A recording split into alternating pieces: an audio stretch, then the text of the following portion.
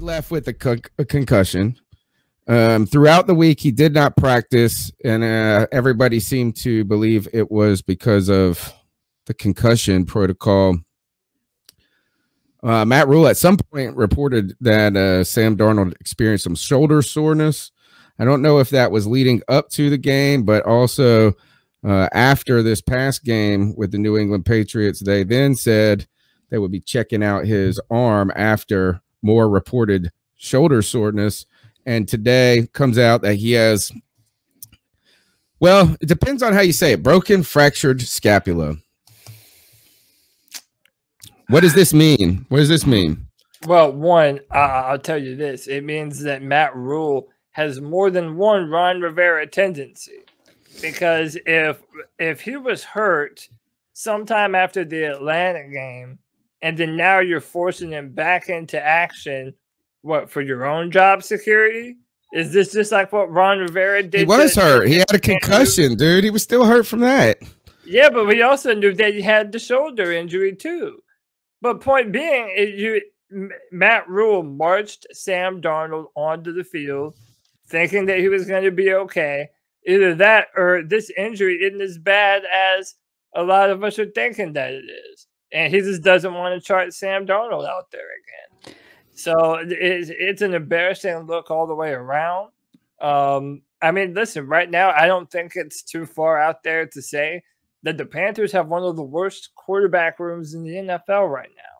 Between P.J. Walker, McCoy, or no, not McCoy. Matt Barkley. You know what I was just saying? Matt Barkley. Yeah. Sorry, yeah. Enter generic creative character and backup quarterback name here, right? Then to Sam Darnold not playing well, to P.J. Walker, to this guy, I don't know, man. It's not looking good for our quarterback room right now. It's very, very convenient that this happened, for them. Like we were talking last week about somebody having to be fired, and we were discussing on the show Sunday who it had to be. Like we wanted somebody got fired. They just disguised it as an injury. And I'm not saying he's not hurt. Okay, I'm not saying he's not hurt, but how does it take a doctor? Well, they say they examine the X-rays for 2 days to find a fracture. Would you be mad if you were in the waiting room for 2 days? Waiting on the results of your X-ray. All right, Greg. Here's the deal. Have you ever cooked a pig shoulder before? Yeah. All right, like when you get that like Boston butt, the full pig shoulder, the one that's got the 2 bones in it. But even the Boston butt, I think, comes with this bone for a pig is in the Boston butt, and if you cook it right, and you cook it long enough to where you can just pull that sucker out clean, it's the one that is flat and has that kind of ridge up. Here it is on the screen, and it's in the back, right? It's kind of a big bone where your shoulder sits in it. Now, I was reading about this stuff, and there's basically they classify scapula fractures based on where they're at on the bone.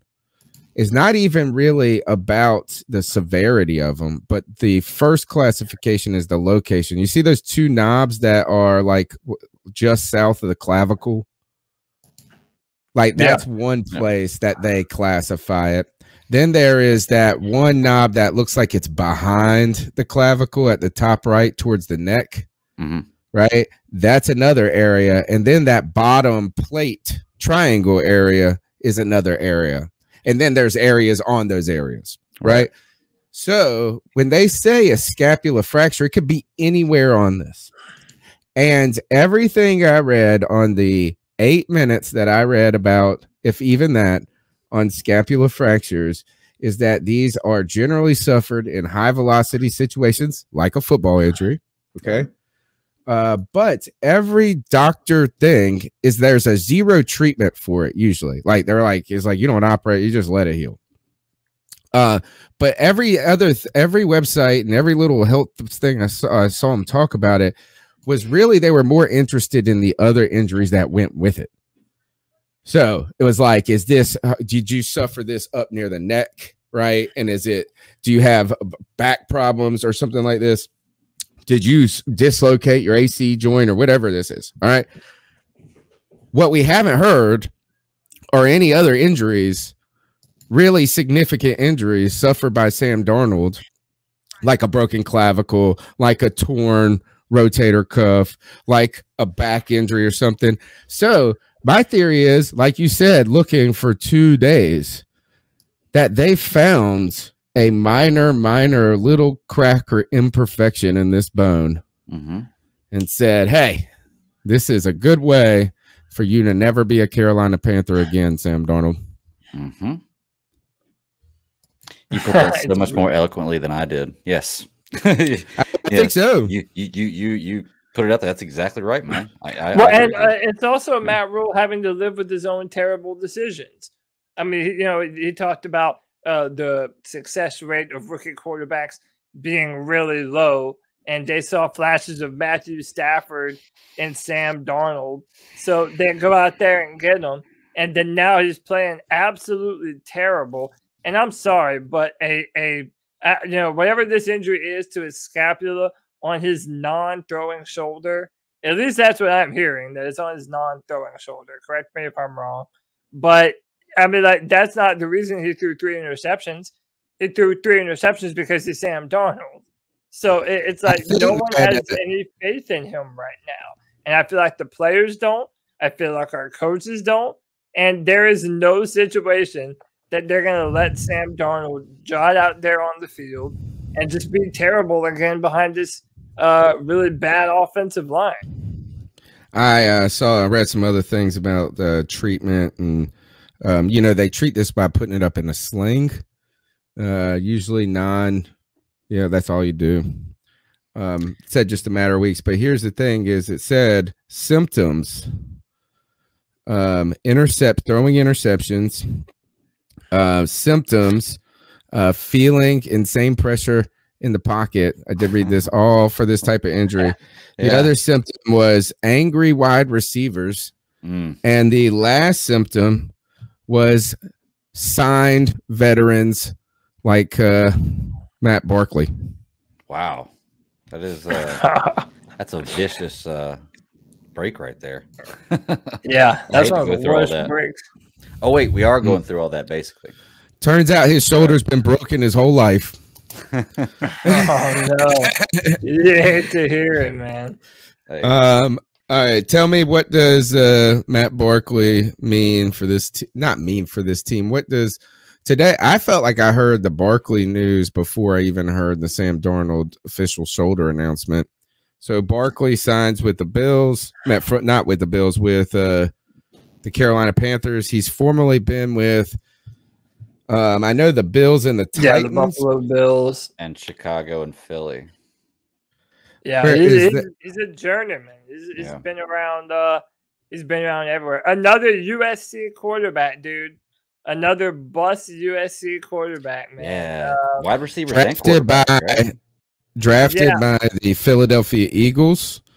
And he is 31 now. So that would when would he have been drafted? Where's his draft class? Sorry, go. Same year as 2013.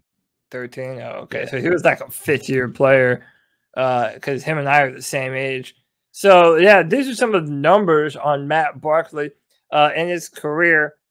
He's had 363 attempts, 212 completions, a 58.4 completion percentage, 2,699 yards, 11 passing touchdowns, and 22 interceptions.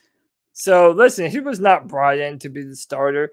Matt Barkley is who he is. He's a backup quarterback. The problem is, so is P.J. Walker. And we have a bunch of fans of this podcast who want to believe in the Walker wonder. And, hey, listen, man, he's going to get his shot now. Everybody's saying that P.J. having real potential to be a good quarterback. Well, you're going to find out. We still have the same receiving core. We still have Christian McCaffrey. We got DJ Moore. We got Robbie Anderson. I'd be interested to see if Robbie Anderson, if the receivers still continue to have problems with drops and stuff like that once they have PJ throwing him the football. But, we're going to find out who PJ Walker is. Barkley is a backup. And it's just for safety, man, because they knew this injury about Sam Darnold. So they're just trying to cover their bases. They're panicked. Greg, Greg Barkley is a starter, dude. He Bro. has had more success in the league than Sam Darnold has. He's the evolved version of Sam. Oh my gosh. Possibly. He actually has more yards than Sam Darnold in his. Oh no, this is his USC yard. Never mind. Dang it. Okay, I was about to say, No, what stats are you looking at? No. Well, look, he only started in 7 games. Okay, and I'm not trying to defend the guy by any means. I'm actually trying to kind of knock him down here. He was, started in 7 games, and he threw 14 interceptions in those 7 games, which is really easy math. He averages 2 interceptions a game. So yeah, we just got an older version of Sam Darnold. Looks like. I know. This is fun. This is fun. Like, you got to give Matt. You said he's a backup quarterback, Cody. Definitely. He is. He only started 7 games in his career. And what is that? What is a backup quarterback, though? Ultimately, he's been in the league for 7 years or something like this. He wasn't. He has done so little. Like he's just always just. What is it? They just like having him around. It's like he's just. Is not really a quarterback. If he's just always on a team, it's just like stand over there. Yeah, dude, backup quarterback is the best job in the world and the worst job in the world. Because, you're getting paid NFL money. You're still getting paid millions of dollars. But, dude, you can be out in the club on Saturday night and people are like, hey, man, why aren't you, in bed getting prepared for the game tomorrow? Dude, I'm not playing tomorrow. But at the same time, you have to be ready to go in there and play at the drop of a hat. At least a snap. And be good. And then people are going to just absolutely dump all over you if yes, we are. There and because you shouldn't be on the team if you suck. You shouldn't even be on the team if you suck that bad. Right. Like, the backup quarterback should just be more competent than they are. I just feel like the backup quarterback it's like, imagine. It's just strange that if the backup safety came in and they couldn't run, or you would throw the ball and they would just be picking daisies out there, you would be pissed as fuck. They'd be like, oh, I'm a backup safety. Like, the backup quarterback should be a little bit better at this. I feel like the old backup quarterbacks in the back in the day were a little bit better, just aged good quarterbacks. Dude, they used to be starters that are now. These guys drink a lot of beer. They tell a lot of dirty jokes. They're the life of the party. Matt Barkley does not tell a bunch of dirty jokes. They've never been the guy that's been the all-star quarterback to lead the team to victory. And if you don't have that kind of talent, you're quickly downgraded, man. Yeah. How about this? Sam Darnold might be a backup quarterback in the NFL. We don't know. He is. If he ever gets signed again, I don't even know if he is that, to be honest. Again. Look, Matt Barkley went a year without being signed by anybody. And I actually read my stats wrong earlier. I was looking at a year. He played 6. He's had 7 starts, 6 of them in 1 year. He's thrown 22 overall interceptions. I see the chat room tearing me up about that. He has, but he threw 14 in that 1 year. He started 6. That's what I was looking at. I apologize. But that makes it even worse. That's an average of 3 interceptions a game. But yeah, he's a backup quarterback. Like I said, he didn't even get signed for 2017. What does that say? What kind of guy? Do you think this guy's making dirty jokes in the locker room? Oh, look at that face! Of course. This looks that like it's out of a movie. Yeah, dude. Of course, that guy's making dirty jokes. Come on. What are you talking about? You're listening to the C3 Panthers podcast, brought to you by CarolinaCatChronicles.com. You can be a part of the show calling in at 252-228-5098. That's 252-228-5098. We got Ed Smith from Believe in Cardinals podcast and radio host for 1060 AM Phoenix, joining us at 9:30 to help preview the Arizona Cardinals matchup this coming week. And what I would like the callers to do is not only smash the thumbs up button, be a part and subscribe to the show, tell a friend about it. But if you're calling in, my question to you guys is, does this change anything? Let's go to our first set of cat calls, and you guys think on that. Cody, Greg, does this change anything? And when I mean this, Sam Darnold, likely we'll see him on IR, I expect. Maybe not. Maybe he comes back and gets to play a couple at the end before we sit and put him to What did they win? The euthanasia or something? So what are your thoughts on catcalling? Yeah, it's pretty. You shouldn't do that to somebody. And how did that make you feel? Very uncomfortable. So how do you think catcalling makes the person feel? It feels good, like. Who's that cat sitting in the back corner with his face buried in his nose? Who's that kid that can use one? That's awesome. Hey, it's Kevin from Charleston. Kevin? You read that we signed fucking Matt Barkley? Are you fucking kidding me? Are you seriously fucking kidding me? Cam Newton's right there. You need a quarterback. You sign Matt fucking Barkley? I didn't even know the guy was still in the fucking league. I'm fucking over Tepper. I'm over fucking Matt Rule. What have they done? They have done nothing. What has David Tepper done? Nothing but run this fucking franchise into the fucking ground and try to destroy the greatest Panther of all time. Try to fucking erase him. Matt Barkley? Are you fucking kidding me? Matt fucking Barkley? No Cam Newton. I'm fucking mind is blown right now. Mine is fucking blown. Please, for the love of God, when y'all talk to David Newton, bring up why this team has so much disrespect for fucking Cam Newton. Tell me why this team, they refuses to even acknowledge the guy who fucking brought us the MVP, who brought us to the fucking Super Bowl. This is fucking gross. This is fucking disgrace. I don't care if you're not a pro Cam, or you hate Cam, or you think Cam is done. But if you think that fucking Matt Barkley is a better fucking choice than Cam Newton, you're fucking out of your fucking mind. Please don't shove your dick up my ass and tell me you're giving me a prostate exam. Whoa. Fuck you, David Tepper, and fuck you, Matt Rule. Peace. Good. He's angry, man. People are mad, dude. This is what happens when you fail people's expectations 3 years in a row. That's why you can't build a fan base. Yeah. That's why you can't build a fan base. We are 2 bananas short of a shit Sunday here, y'all. Hey, David Tepper, You know? look, until proven otherwise, David Tepper might be one of the worst things that's happened to this franchise, man. I'm telling you. The caller had a mouth that could qualify him to be a backup quarterback. Those are the type of jokes that make you sign this guy, sign my man up. You know what's so funny? The... I had almost the exact same conversation and the exact same reaction when a friend at work asked me about them this morning. I mean, I sounded just like him. That's why I was just like, yeah, I feel you. I sounded exactly like him. Well, the Barkley signing wasn't then, but as far as how he felt about everybody else. For me, is that this is actually a good thing, folks. This is a good thing. And that's why I said, does this change anything?